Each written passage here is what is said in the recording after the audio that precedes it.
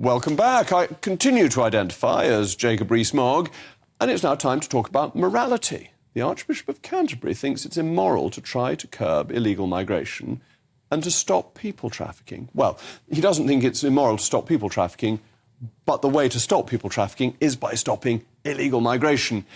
And so the question is, are those of us who voted for the illegal migration bill going to hell where the fires are hot and there's gnashing of teeth? The bill has been subjected to much scrutiny in the Lords, and Welby has led the way on a number of amendments which are expected to pass, and some already have passed. But today, the Archbishop, His Grace, has rallied a group of religious leaders who have come together to write an open letter to the Times to condemn the bill. The open letter states that the bill falls short of our obligation to the most vulnerable and calls on the government to put together a 10-year strategy. The problem, from my point of view, and I listen very carefully to religious leaders, is that I think there is a morality around allowing people trafficking which needs to be solved by making it more difficult to bring people into this country. And tackling the small boats is a political issue, one of the Prime Minister's 5 key pledges, so there's an electoral mandate for it, but also the morality isn't so clear-cut. And churchmen should be careful with grey areas of morality. Kevin, is it a grey area of morality, or am I just missing the point? I worry that you might be being slightly unfair to Justin Welby, because I think, the fact is, 46% of Brits like the small boat stopping that aspiration. They don't like the small boats. It offends their sense of natural justice. They don't like seeing, seeing it happen. But the actual letter to the Times, which Welby signed with other religious leaders, is quite... It suggests just improvements to the legislation. I don't think he's ever suggested it's immoral to want to control immigration. He said the small boats policy was immoral. He said that not in this letter, but earlier on. Yeah. I mean, I think I'm more generous towards the ideas behind it. Well, the idea behind it is that it offends people's sense of fairness about immigration. They don't like it. And I don't want to be unfair to the Archbishop of Canterbury. I'm not one of those people who says he mustn't speak out. I think the Archbishop of Canterbury ought to speak out on matters of morality. That's why we have him in the Lords, right? That's why they're there. I'm all in favour of that. Yeah. I think having the place for the Church within the state is a very good thing for our nation, and I think Welby actually uses his voice quite effectively. Don't you think that it's that kind of thing from the Archbishop of Canterbury that explains why nobody goes to church on Sundays?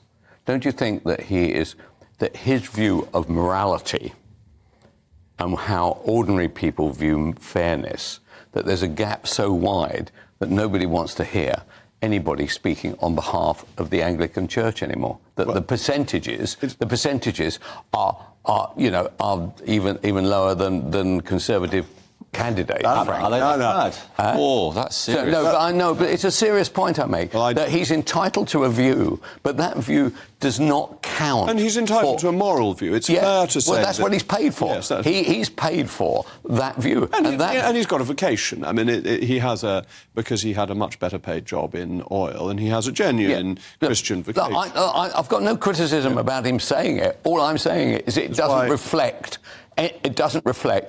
a substantial percentage of our country, even a small percentage.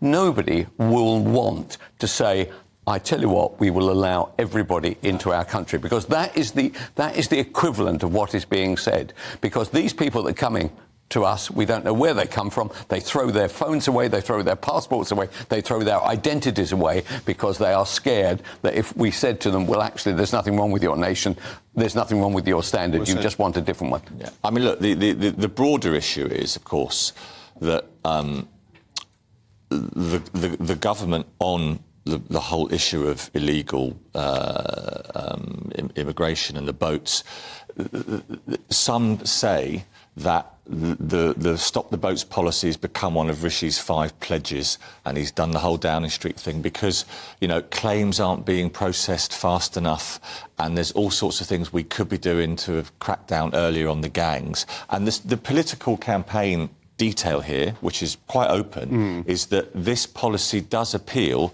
to a lot of your core voters, which is fair enough, you know. Yes. And Rishi, who you know, and others call as a bit of a wet socialist, I believe I've heard those gentle words uttered, right? He's got issue.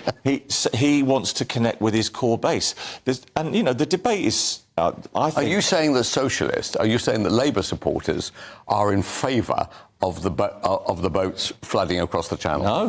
No. I mean, you know, I know you're a busy man, Kelvin, but if you listen to Yvette Cooper on this, she's quite clear. I try to avoid that. I try to avoid on a number of subjects. She's really clear that we have to stop the boats. Hang on, come on. Ofcom's going to really wrap your knuckles, Jacob. You're the balance. OK, so Yvette Cooper is very clear that we have to stop the boats, but her issue, which I share, is that, you know, we're not processing claims fast enough and we should have done more earlier to get on top of this. Well,